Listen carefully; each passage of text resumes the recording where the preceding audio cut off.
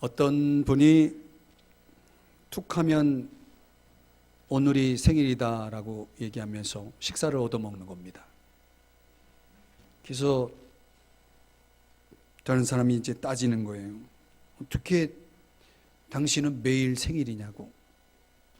그랬더니 그분이 하는 말이, 이 힘든 세상에 무사히 살아있는 날이면 그럼 살아있는 날이지 죽는 날이냐? 그랬다는 거예요. 생일이 무슨 뜻이에요? 네, 살아있는 날의 뜻이에요. 그럼 옆 사람에게 슬쩍 오늘이 내 생일이에요. 그렇게 한번 인사 한번 하실까요? 오늘이 내 생일이에요. 그럼 이제 여러분 생일상 받으셔야 됩니다. 네. 여러분 매일 생일처럼 사시기를 주의 이름 축복합니다. 수학으로 본 삶에 대한 이야기가 있는데요. 이런 공식을 칠판에다 적어놓고 선생님이 학생들에게 이야기를 하는 겁니다. Y는 fx. 어디서 많이 보았죠? 여러분 학교 다니면서 저런 공식을 보았을 겁니다. 혹시 여기 수학 전공자가 있다면 좀 용서해 주시고, 이 수학에서 저 x를 독립변수라고 얘기하고 y를 종속변수라고 그렇게 부르죠. 자, 이런 설명을 하면서 이 선생님이 이런 말을 했다는 거예요. 우리 인생에도 이 독립변수 x에 의해서 우리의 삶에 영향을 받게 되어 있다라고 말하면서, 우리의 인생에 있어서 이 x가 뭔지를 발견하는 것이 가장 큰 숙제다. 자네들은 이 x가 뭐라고 생각하나? 이렇게 질문을 던졌다는 겁니다. 그러자 학생들이 x 이런저런 생각을 하면서 어떤 학생은 저건 돈입니다. 어떤 학생은 건강입니다.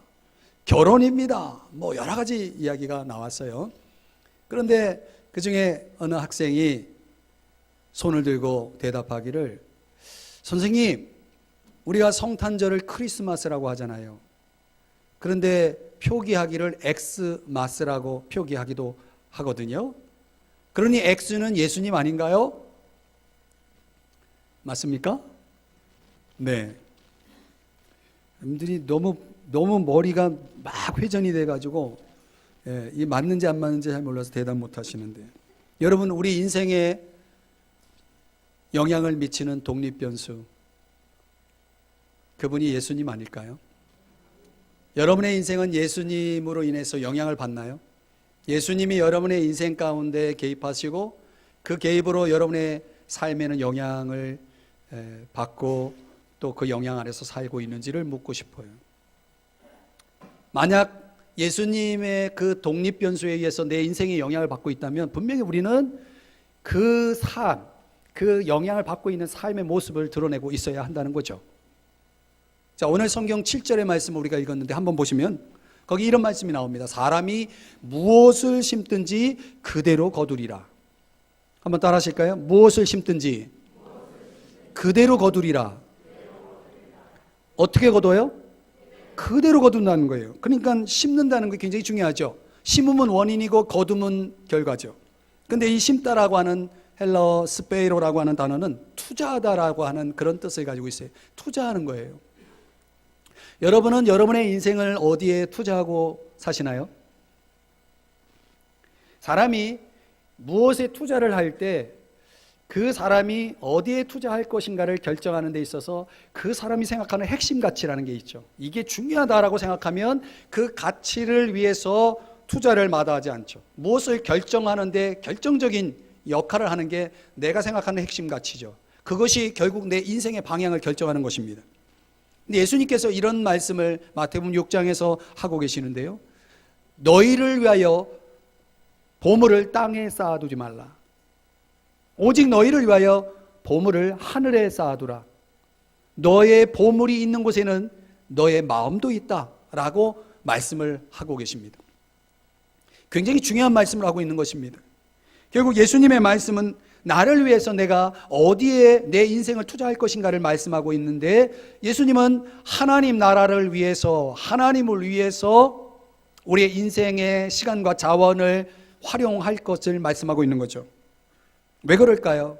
7절 다시 보시면 사람이 무엇을 심든지 무엇으로 심든지, 이 심든지라는 단어를 이 원어로 보면은 굉장히 중요한 개념이 있어요. 이게 뭐냐면 현재 가정법 능동태로 되어 있는 단어입니다. 이 문법적인 의미가 뭐냐면 어떤 행위를, 어떤 동작을 계속 반복적으로 하다라고 하는 뜻이 있어요. 그 심는 것이 그냥 한 번, 두 번이 아니라 그 동작을, 심는 동작을 계속적으로, 지속적으로 반복하는 것입니다.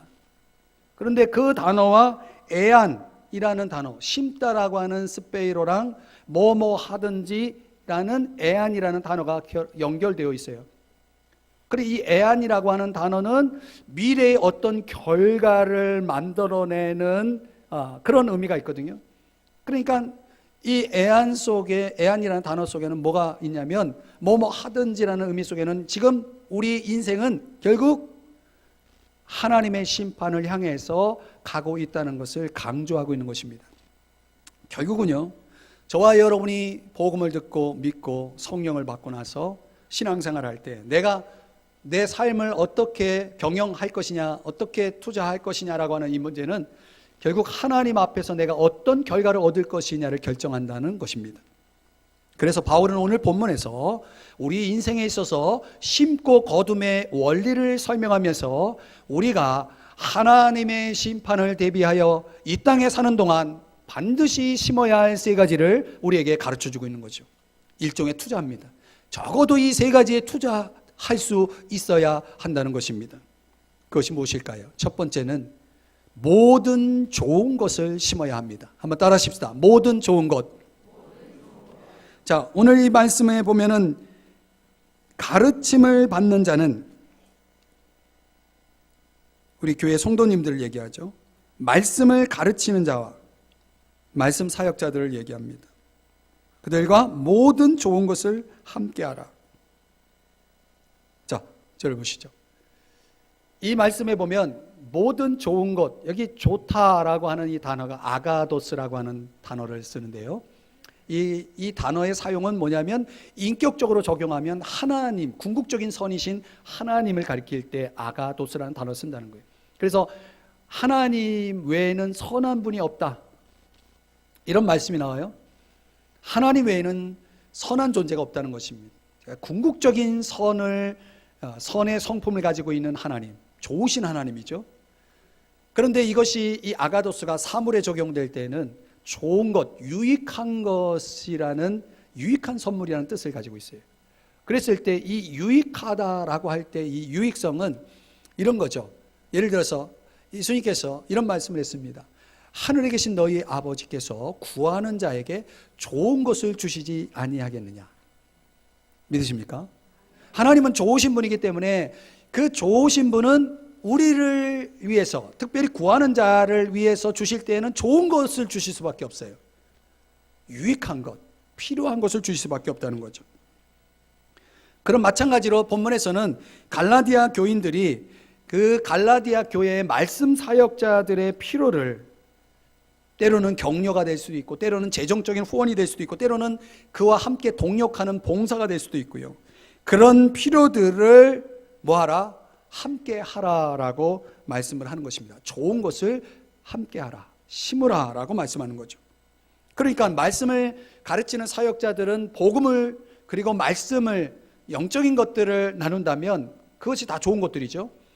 반대로 말씀을, 가르침을 받는 사람들은 그 사역자들의 필요에 대한 것들의 좋은 것들을 나누는 그런 상호 의존적인 관계로 살아가는 것입니다.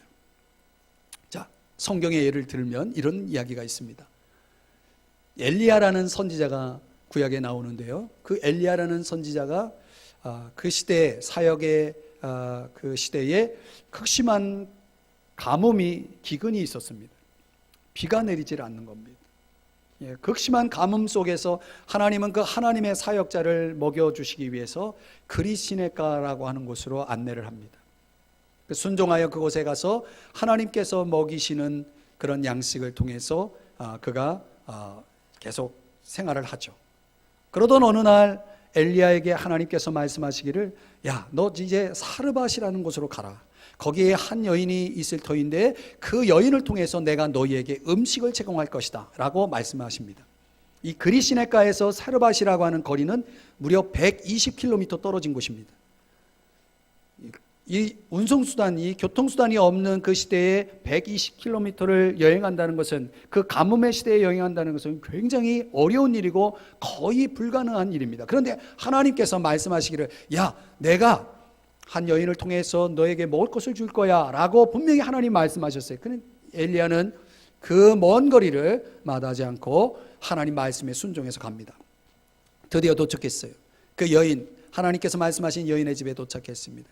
그런데 그 집에 사는 여인이 이렇게 이야기를 합니다. 우리 집에는 지금 이 가루가 들어있는 이 통, 거기에 가루 한 움큼이 있고, 그리고 이 요리할 때 쓰는 기름이 병에 조금 남아있다고, 겨우 한 끼를 먹을 수 있는 양식이 남아있다고, 우리는 오늘 이것을 가지고 양식을 만들어 먹고 죽을 것이라고, 이렇게 이야기를 하는 것입니다. 하나님 말씀에 순종해서 그곳에 당도해서 상황을 보니 하나님께서 그 여인을 통해서 먹을 것을 공개하겠다, 공급하겠다라고 하신 이 말씀과는 전혀 다른 상황이 기다리고 있었던 거죠. 그런데요, 이제 이 엘리야가 하나님 말씀에 순종해서 좀 나에게 먹을 것을 좀 다오, 이렇게 요청을 정중하게 예의를 갖추어서 요청을 합니다. 근데 그 여인이 그런 상황, 아주 절망적인 상황, 한 끼 먹고 죽어야 하는 그런 절망적인 상황 속에서 이 여인이 어떻게 합니까? 그 말대로 합니다. 근데 이 엘리야가 뭐라고 얘기냐면, 만약 당신이 나에게 순종하여 이 하나님 말씀에 순종하여 먹을 것을 제공한다면 하나님께서 당신의 그 가루를 담는 통에, 그리고 그 병에, 기름을 담는 그 병에 기름이, 가루가 사라지지 않는, 없어지지 않는 그런 기적을 행할 것이라고 말씀했어요. 그러니까 결국 이 여인은 그냥 그 하나님의 말씀, 엘리야 선지자를 통해서 들은 하나님 말씀에 순종해서 먹을 것을 공개하고 제공을 합니다. 그랬더니 어떤 일이 벌어졌는지 아세요? 그 가루통에, 그 병에 기름이 다함이 없는, 없어지지, 아무리 먹어도 없어지지 않는 기적이 일어납니다. 기적이 일어납니다. 여러분들은 기적을 별로 좋아하지 않나 봐요. 기적이 일어납니다. 아무리 먹어도 없어지지 않는.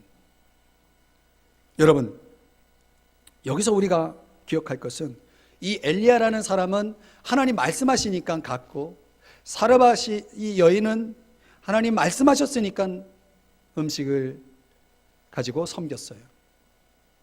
이 두 사람은 공통점이 뭐냐면 하나님을 믿었다는 거죠. 하나님 말씀을 믿었다는 거죠. 그 믿음 하에서 그들이 행동했을 때 이 엘리야에게는 뭐가? 피로가 공급이 되었고, 이 여인에게는 아무것도 바닥이 나지 않는, 없어지지 않는 기적과 같은 삶이 전개됩니다. 사랑하는 여러분, 이 나눔이라고 하는 것이 가능하기 위해서, 우리가 모든 좋은 것을 함께하는 삶을 살아가기 위해서는 저와 여러분에게 전제가 뭐냐면 하나님에 대한 신뢰, 믿음이 있어야 된다는 거죠. 하나님에 대한 믿음이 있어야 된다는 거죠.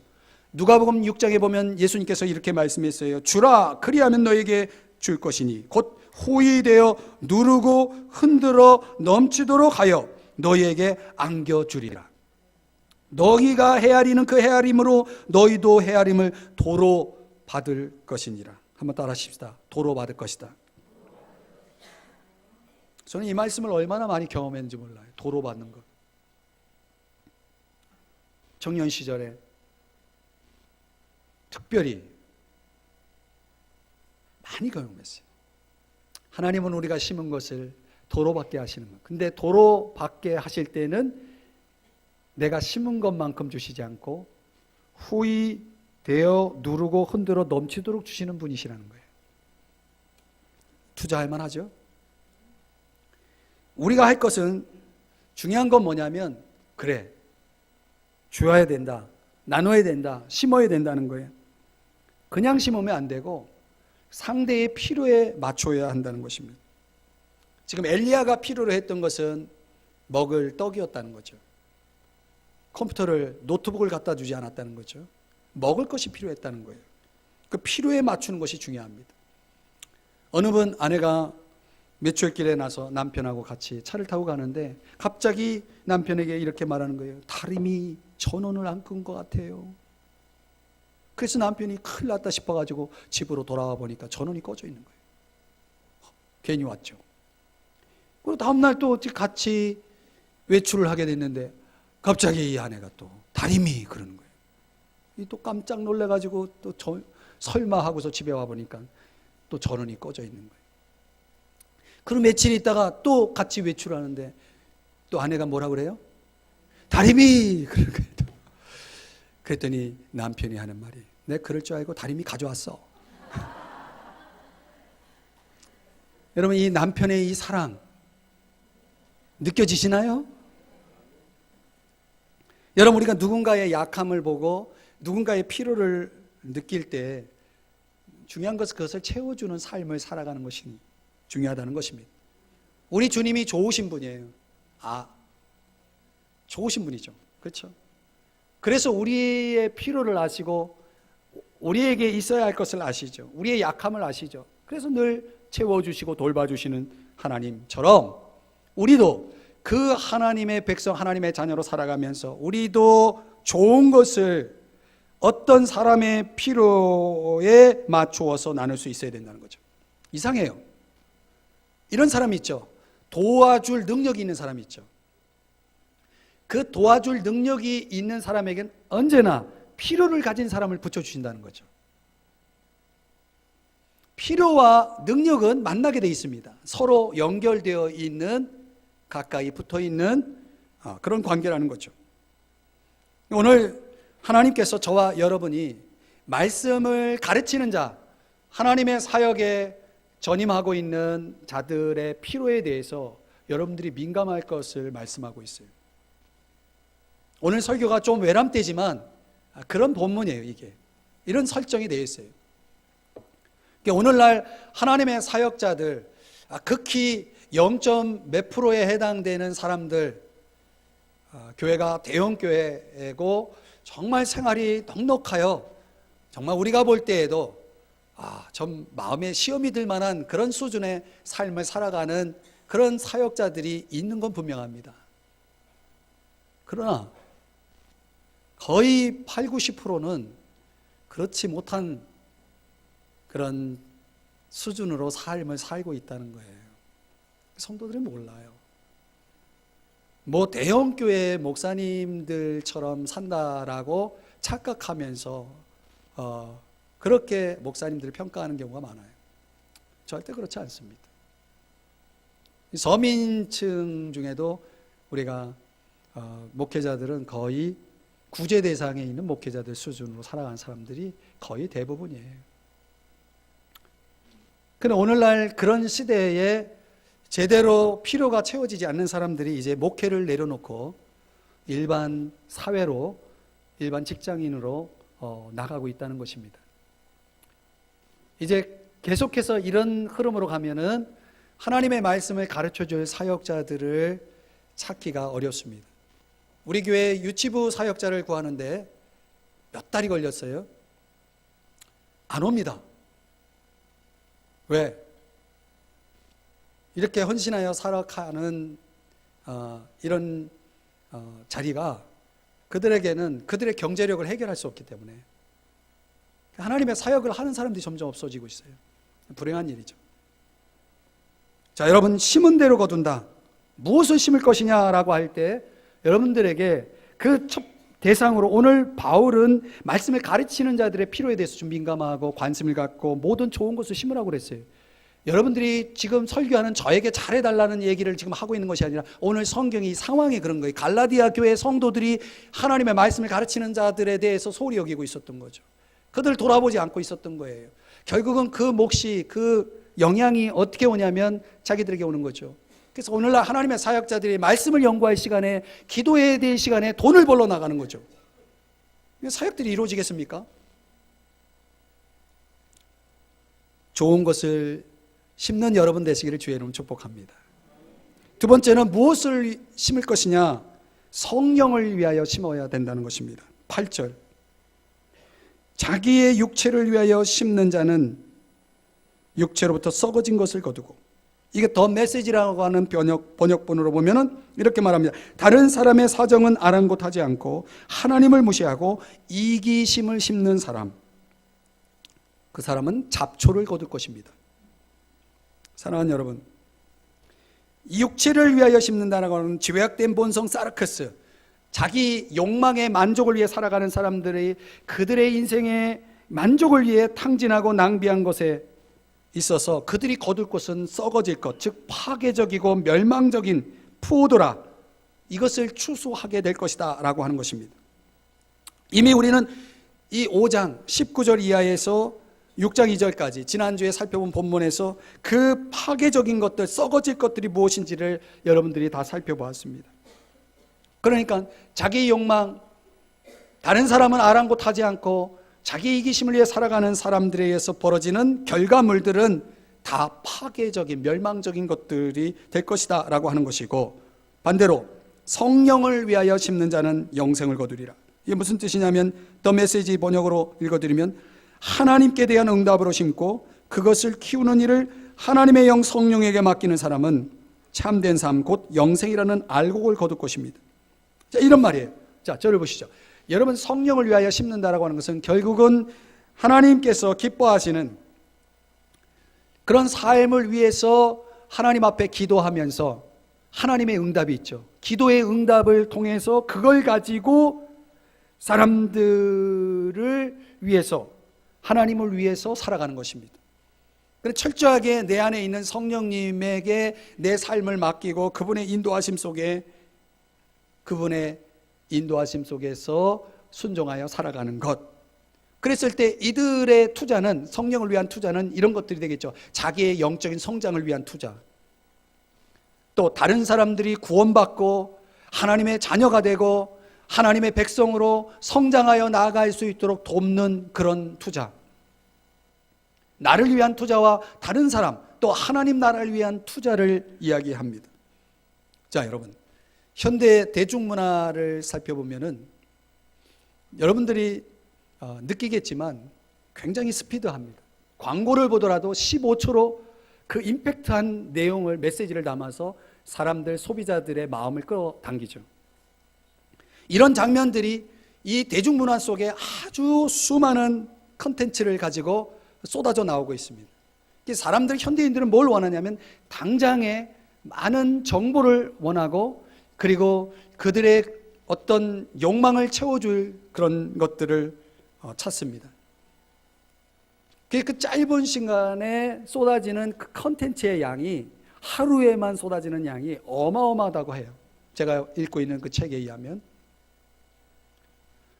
정보가 너무 많아서 뭐가 진짜인지 모르는 거예요. 건강에 이게 좋다라고 해서 먹으려고 했더니 또 다른 데선 다른 걸 얘기하고 막 수많은 정보들이 쏟아져 나오니까 이 현대인들이 그 정보의 홍수 속에서 아무것도 제대로 올바로 선택하지 못하는 경우, 그런 당황하는 경우가 많죠. 그리고 오락, 놀이가 얼마나 많아졌는지 몰라요. 여러분, TV를 보면 수많은 이런 정보와 오락, 이런 것 속에서 대중들이 길들여져 가고 있는 것이죠. 그러다 보니까 아주 찰나적이고 순간적이고 아주 그런 카타르시스를 느끼게 할 수 있는 그런 문화에 길들여진 사람들은 조금만 길게 전개돼도 당장의 지루함을 느끼고 식상해 한다는 거죠. 그래서 사람들이 이 신앙 속에서 우리가 추구해야 될 그런 영성적인 거는 하나님의 임재를 찾고 정말 꾸준하게 지속적으로 진리를 알아가는 그런 과정이, 그 적극적인 관찰자로서의 꾸준함을, 충분한 시간을 요구하는 영성에 대해서는 사람들이 관심이 없다는 거죠. 제가 목회학 박사 공부할 때 논문으로 처음 잡았던 주제가 렉치오 디비나, 라틴어로 말하면 영적 독서라는 제목이었는데, 이게 연구 자료가 너무 없어서 제가 논문 제목을 다른 걸로 바꿔서 논문을 썼어요. 근데 이 렉치오 디비나를 제가 연구하면서 우리 현대인들에게, 우리 한국교회에 이게 굉장히 중요하다라고 하는 그런 제 필요성을 느꼈지만 제 학문적 능력으로는 감당할 수 없어서 제가 포기했어요. 근데 여러분에게 지금 간단히 소개하면 렉치오 디비나라고 하는 영적인 독서라는 것이 우리 시대가 필요하다는 거예요. 사람들은 어떻게 하면 더 많은 정보를 얻을까에 관심이 있지만 하나님은 어떻게 하면 우리들이 변화될 것인가에 관심이 많다는 거죠. 여러분, 아는 것이 능력입니까? 아는 대로 삽니까? 이 사람들이 너무나 얇은 정보에, 얇은 지식에 따라서 그 정보적 지식을 가지고 살아가지만 그들의 삶의 수준이라고 하는 것은 전혀 도덕적이지 않고 전혀 윤리적이지 않는 그런 모습을 보죠. 요즘 얼마나 많은 엘리트들이, 얼마나 많은 가진 자들이 무너지고 있습니까? 이건 뭘 얘기하냐면 지식이 그 사람의 삶을 복되게 만들지 못한다는 걸 보여주는 거죠.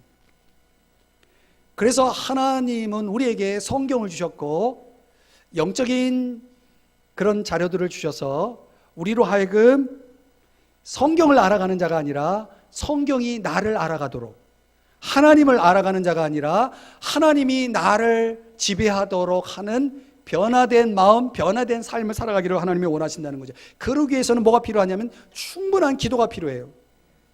충분한 기도. 식사 기도가 아니라 충분한 기도. 충분하면서도 체계적인 성경 읽기. 그리고 그 진리를 파헤치는 진지한 연구와 공부. 그리고 그것에 대한 진리의 깨달음을 가지고 삶 속에 적용하는 그런 우리의 훈련들, 이런 것들이 렉치오 디비나라고 하는 영적 독서에 다 포함되어 있다는 것입니다. 이런 것들이 없는 사람은 깊이가 없는 거예요. 경건의 모양 속에서 살아가는 사람들이 이 내면의 깊이가 없기 때문에 삶의 수준이 여전히 변화되지 않는 모습으로 살아가고 있는 것이죠. 여러분, 하나님은 저와 여러분이 변화되길 원해요. 그러기 위해서는 그냥 여러분 이렇게 신앙생활을 이렇게 성의 없이 해가지고는 이런 식의 투자로서는 거둘 것이 별로 없는 거죠. 충분한 시간들을 가지고 살아가야만이 성장할 수 있고 변화될 수 있고 천국을 지향할 수 있고 그 영원한 것을 얻을 수 있는 거예요. 우리 교회 성서대학을 아무리 이날 저날 막 개설해도 거기에 참여한 사람 극히 일부분이죠. 그런데 투자할 만한 가치를 느끼지 못할 수도 있지만 그런 시간을 허용하지 않는 거죠. 왜? 할 일이 많죠. 놀이도 많고 정보도 많고 그 모든 것들을 다 자기 것으로 만들고자 하는 욕망 속에 있으니 그 영적인 깊이를 더해야 하는 그 충분한 내공을 위해서, 영성을 위해서 투자할 만한 여유가 없는 거죠. 안타까운 일이죠. 여러분이 우리가 이 세상에서 추구하는 것들은 다 지나갈 것입니다. pass away입니다. 지나갑니다. 그러니까 오늘 하나님의 뜻을 행하는 사람만이 영원히 거하는 것입니다. 욕망의 만족을 위한 투자입니까? 아니면 영혼을 위한 투자입니까? 오늘 우리가 무엇을 심든지 하나님은 그 결과를 우리에게 주실 것입니다. 오늘날 교회는 많고 성도는 많아도 변화된 영성 있는 사람들이 없는 이유는 성령을 위한 투자를 하지 않는 사람들이 많기 때문이라는 거죠. R.A. 토레 목사님은 이런 기도를 했습니다. 주님, 저에게 먼저 성령으로 충만하게 하소서. 제가 성령으로 충만하지 않을 때는 말하지 않도록 하옵소서. 중요한 결정을 내리지 않게 하여 주옵소서. 성령으로 충만하지 않을 때는 함부로 행동하지 않게 하여 주옵소서. 사랑하는 여러분, 이게 성령을 위하여 심는 자들의 기도예요. 무엇을 심을 것인가? 여러분의 영성, 하나님 나라를 위해서 여러분 성령을 위하여 심는 여러분 되시길 주의 이름으로 축복합니다. 마지막 세 번째는 무엇을 심을 것인가? 착한 일을 심어야 된다는 것입니다. 9절 우리가 선을 행하되, 이 선이라고 하는 칼로스라고 하는 단어는 아름답다, 가치 있다, 덕스럽다 이런 뜻을 가지고 있습니다. 여러분, 우리의 행위는 어떤 것이어야 하냐? 선이어야 한다는 거죠. 아름다워야 되고 가치 있어야 되고 덕스러워야 된다는 거예요. 그런데 많은 사람들이 이렇게 선을 행하면서 부닥치는 가장 큰 유혹이 뭐냐? 내가 선을 이렇게 행하는데 내가 행하는 선을 사람들이 알아주지 않는 것입니다. 여기에 시험 드는 경우가 많죠. 내가 이렇게 선을 행하고 있는데 사람들이 알아주질 않아요. 그때 무슨 생각이 드냐면, 도와줘서 뭐해? 말짱 헛거야 하면서 뭐 하죠? 낙심하죠. 낙심하게 되면 사람이 뭐 하죠? 포기하죠. 그래서 오늘 성경 구절을 보니까 뭐라고 말씀합니까? 우리가 선을 행하되 낙심하지 말지니 포기하지 아니하면. 왜 그렇게 해야 하는가? 때가 이름에 거두리라. 여기서 말하는 때는 하나님이 정한 때죠. 이 현재적인 차원에서 또 미래적인 차원에서 이 때는 하나님이 정한 적절한 때입니다. 우리 주님이 재림하시는 때가 될 수도 있고, 더 나아가서는 현재적으로 어떤 가장 적합한 때에 하나님은 거두게 하실 것이라고 말씀을 하고 있는 거죠.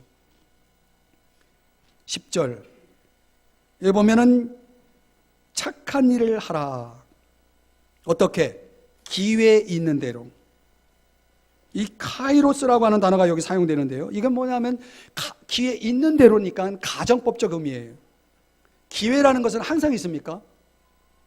제한성을 가지고 있다는 거죠. 우리에게 주어진 기회가 어느 순간 지나가 버려요. 그럼 다시 그 기회가 오지 않습니다. 여러분, 착한 일도요 항상 할 수 있는 게 아니에요. 기회라는 것이 우리에게 주어진다는 것입니다. 한 번 놓치면 그 기회가 오지 않기 때문에 사람들은 뭐 합니까? 후회하죠. 아, 그때 내가 그러지 말았어야 되는데, 그때 그걸 했어야 되는데. 골로새서 4장 5절에서 그래서 지혜로 행하여 세월을 아끼라 그랬습니다. 기회가 제한되어 있기 때문에 세월을 아낄 수밖에 없는 거예요. 항상 우리에게 언제든지, 어떤 사람들 신앙생활을 나 좀 나중에 한 70대에서 하겠다고. 여러분, 그 기회라는 게, 신앙의 기회라는 게 그때 올지 안 올지 그 사람은 모르는 거예요. 어리석은 거죠. 착한 일이라고 할 때 이 아가돈이라고 하는 단어는 모든 사람을 대상으로 하되 일방적으로 베풀어지는 거예요. 사람들은 착한 일을 하는 대상이 정해져 있어요. 내 마음에 드는 사람, 내가 생각해 볼 때 자격이 있다라고 생각하는 사람에게 착한 일을 할 수는 있겠죠.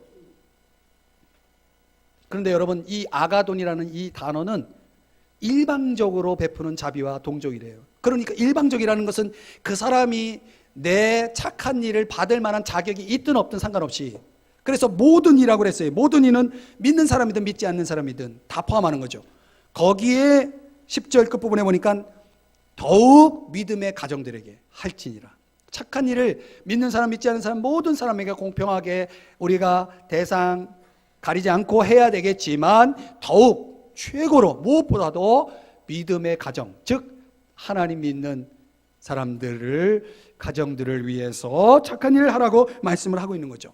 여러분, 우리가 무엇을 심을 때 어떤 땅은요, 뭘 심기가 굉장히 어려운 땅이 있어요. 밭이 안 좋아. 그런 것처럼 도저히 착한 일을 하고 싶지 않은 대상들이 있어요. 우리에게. 저 사람에겐 착한 일을 하고 싶지 않아. 여러분, 있습니까? 없습니까? 네, 솔직하게 있죠. 있죠. 그래도 심어야 된다는 거, 거기에.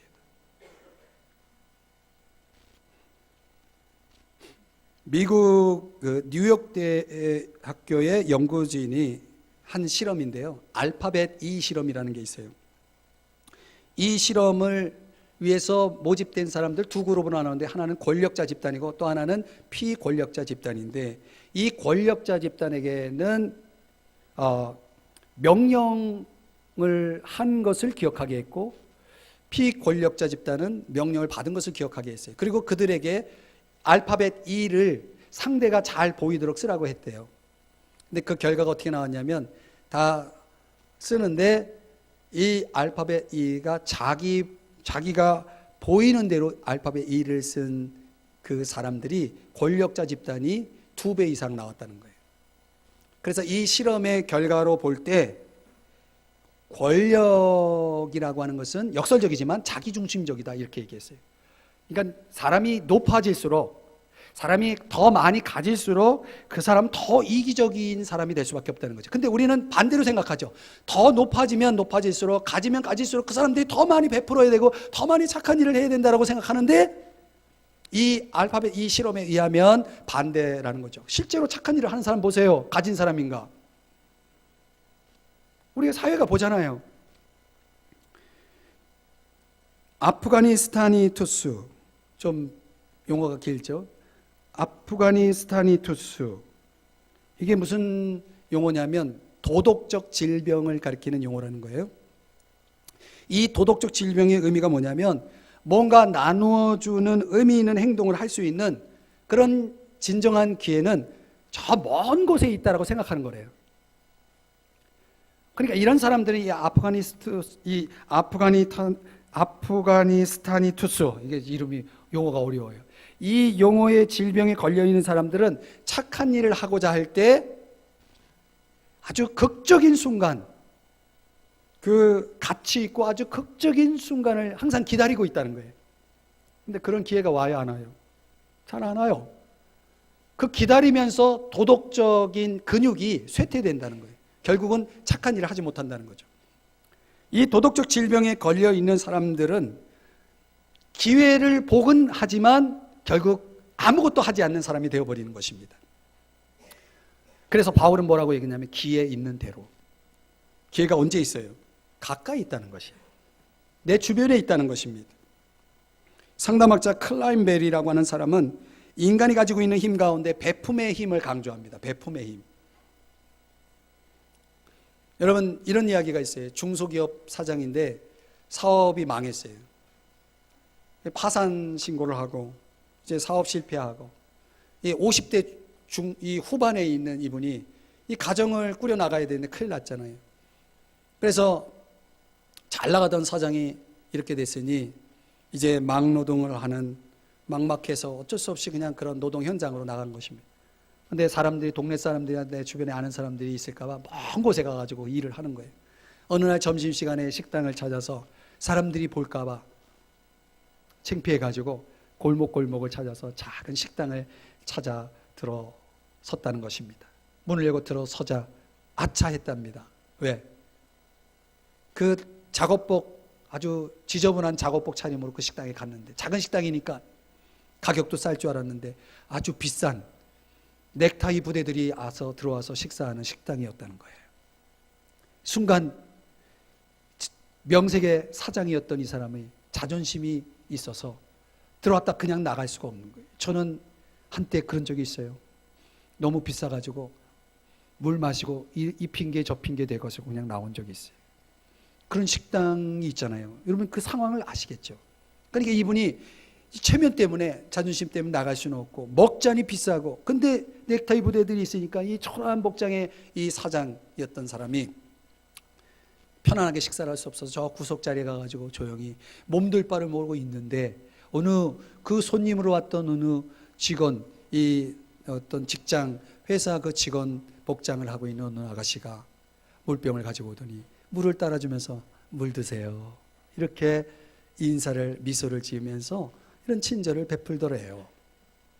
근데 순간 이 중소기업 사장 이분이요, 순간 울컥하더니 한없이 눈물이 쏟아지더랍니다.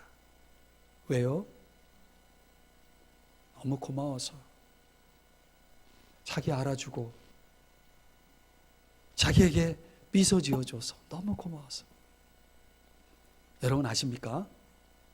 우리의 착한 일을 기다리는 사람이 우리 주변에 많이 있다는 거.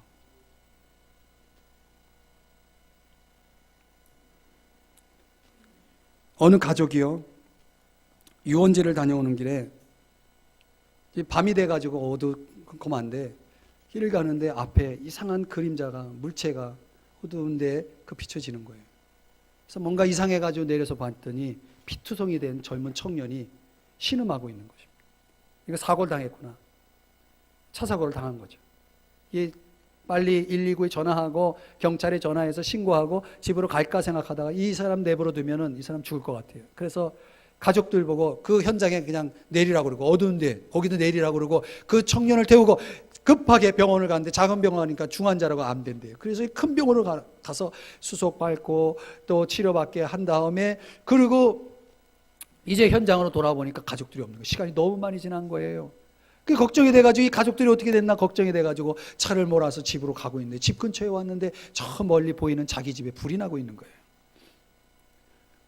그리고 그 가족들이 또 걱정이 되죠. 근데 이 가족들이 그 앞에, 그 앞집에 살던 처제의 가족까지 같이 나와서 그 구경하고 있는 거예요. 도대체 무슨 일이 있었는가 물어봤더니 아무리 기다려도 오질 않으니까 어둡고, 그래서 처제한테 전화를 해가지고 우리 좀 데려가 달라고 그 차를 불러서 처제 가족이 같이 나왔대요. 그리고 이제 태우고 가는데 그 사이에 그 집에 가스가 폭발해서 불이 난 거예요. 그 사고로 인해서 2명이 죽었어요. 그리고 이 가족들은 다 살았죠. 처제 가족까지. 근데 나중에 경찰 조사에 의하면 그 죽은 사람 2사람 중에 한 사람이 뺑소니 범죄자였다는 거예요. 실화예요.